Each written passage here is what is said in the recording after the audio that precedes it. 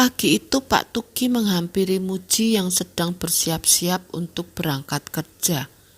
Beberapa temanmu yang tadi malam datang bersamamu itu punya niatan yang baik. Semoga saja kau tidak termakan hasutan mereka, ucap Pak Tuki yang terasa aneh di telinga Muji. Muji terdiam, dia masih bingung dengan ucapan Pak Tuki. Raut wajah Pak Tuki juga terlihat berbeda dari biasanya. Sesampainya di tempat kerja, Khair dan Iton memberitahu Muji bahwa teman-temannya yang lain jatuh sakit, dan Iton juga menunjukkan sesuatu yang berbau amat sangat busuk di dalam tasnya. Kata Iton itu adalah makanan yang sempat ia bawa dari rumah Muji dan Pak Tuki. Tapi yang Iton tunjukkan itu tidak seperti makanan, malah sebaliknya. Dalam bungkusan tersebut seperti kumpulan sampah makanan yang sudah berlendir dan beraroma busuk. Malah sebagian ada bekas gigi hewan dan belatung. Muji menggelengkan kepalanya. Ia tak percaya pada apa yang dikatakan Iton. Tidak ada alasan untuknya meragukan kebaikan Pak Tukin dan warga desa lainnya. Kalian pasti mengada-ngada, tega sekali Koton menuduh orang sebaik Pak Tuki, bentak Muji. Sumpah demi Tuhan, aku tidak ada menuduh apalagi menyalahkan. Aku hanya bilang bahwa ada yang tidak beres dengan mereka, jawab Iton tak kalah sengit. Muji pergi tanpa bicara. Hari itu benar-benar membuatnya ingin segera pulang ke rumah. Setelah hampir 3 bulan lebih, Iton dan Khair pergi diam-diam menuju perkampungan di mana Muji dan keluarga kecilnya tinggal. Mereka berdua ingin memastikan sesuatu tentang tempat itu, yang sebelumnya sudah ditanyakan ke orang pintar. Mereka berjalan sudah hampir 1 jam menyusuri jalan tersebut. Namun aneh tak juga mereka menemukan perkampungan itu. Tak mau putus asa, mereka berdua lalu mengeluarkan HP-nya dan mencoba melihat di sekitar jalanan melalui kamera. Sepanjang jalan mereka melihat jalan dan sekitarnya dengan kamera HP. Namun setelah sekian lama sama sekali tak ada keanehan. Hingga beberapa saat kemudian terlihat sebuah perkampungan yang persis dengan kampung yang dulu pernah mereka datangi. Namun anehnya saat mereka melihat tanpa kamera, perkampungan itu lenyap dan hanya ada tanah kosong yang dipenuhi semak belukar. Berkali-kali mereka berdua mengarahkan kamera dan kemudian mengalihkannya, namun tetap sama. Perkampungan tersebut tak terlihat tanpa kamera.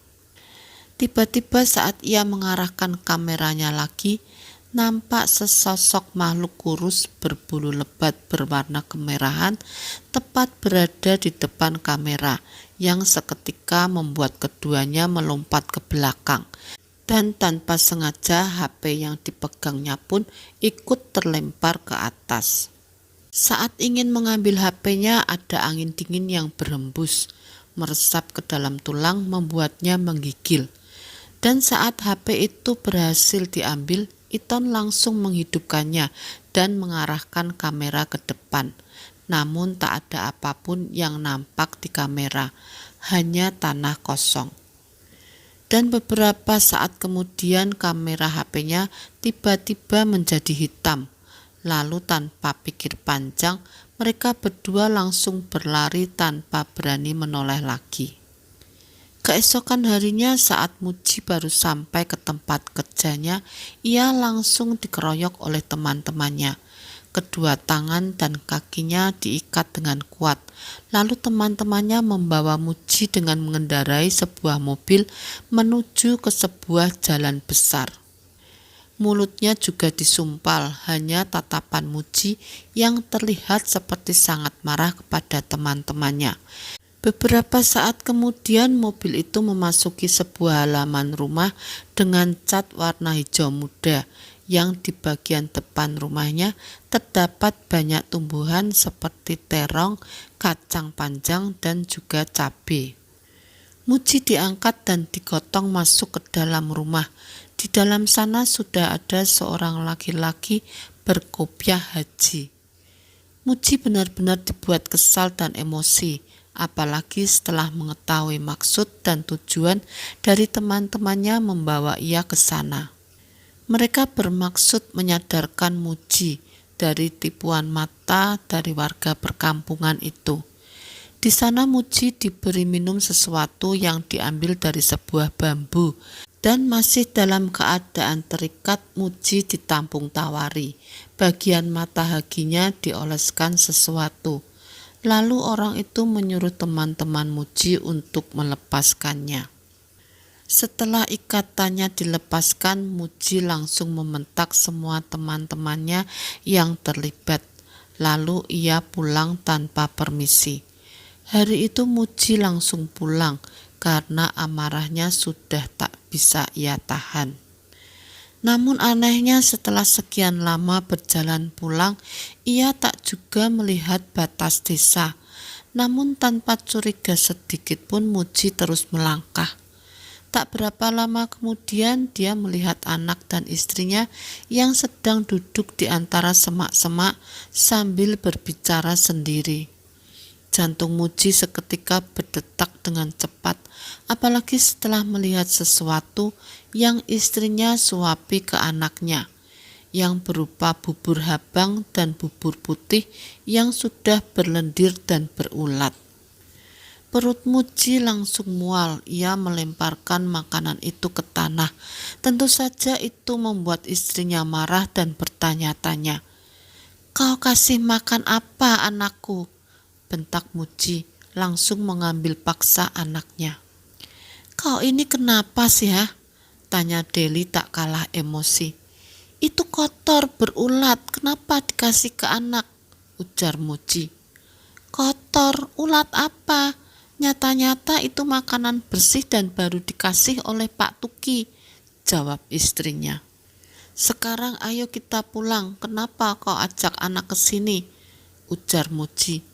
Pulang kemana?" tanya istrinya bingung. "Pulang ke rumah yang di samping Pak Tuki itu, ayo cepat," ujar Muji lagi. "Kau sudah gila ya? Atau jangan-jangan mabuk?" "Aku sedang tidak ingin bergurau." "Iya, tapi ini kan rumahnya, dan di samping itu rumah Pak Tuki," bentak istrinya menunjuk ke sebelah. Namun Muji hanya melihat tanah kosong di sana, tak ada tanda-tanda kehidupan di sana. Tiba-tiba tepat di belakang Muji terdengar suara berat. "Rupanya kau sudah tahu ya," ujar suara itu. Dan saat Muji menengok ke belakang, ia sangat terkejut dan ketakutan karena makhluk yang berdiri di situ bukanlah manusia. Makhluk kurus berbulu lebat berwarna kemerahan itu menyeringai menatapnya. "Maaf Pak, mungkin dia diajak mabuk sama teman-temannya," ucap Deli ramah pada makhluk itu. Pak Tuki," gumam Muji menatap ke arah istrinya. Istrinya tak menjawab dan hanya menatapnya dengan tatapan aneh. Hanya sesaat saja Muji mengalihkan pandangannya dari makhluk itu, dan tiba-tiba saat ia menoleh lagi, banyak sekali sosok-sosok yang rupanya aneh dan menyeramkan. Berdiri di sana membuat Muji seketika lemas dan jatuh pingsan. Untungnya teman-teman Muji dan lelaki berkopiah tadi datang tepat waktu. Khair langsung menggendong anak Muji dan yang lainnya mengamankan Muji juga istrinya. Sementara lelaki berkopiah tadi seperti sedang berbicara dengan sesuatu yang tak kasat mata. Semuanya sudah selesai, mereka tidak jahat dan tidak bermaksud untuk mencelakai. Mereka sudah melepaskan teman kalian, ujar si lelaki berkopiah. Mereka yang ada di sana pun menghela napas lega mendengar perkataan dari lelaki berkopiah. Lalu mereka kembali membawa Muji beserta anak istrinya ke rumah si lelaki berkopiah. Di sana Muji dan anak istrinya diberikan air putih yang sudah didoakan untuk membasuh isi perut mereka yang sudah selama bertahun-tahun ikut makanan-makanan dari makhluk yang disebut jin. Muji sangat berterima kasih pada teman-temannya yang mau menyelidiki perkampungan itu demi Muji.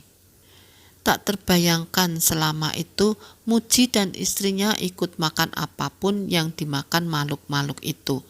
Bahkan teman-temannya yang pernah sekali saja makan di sana sudah dibuat muntah-muntah setelah tahu apa bentuk sebenarnya dari makanan yang pernah mereka makan.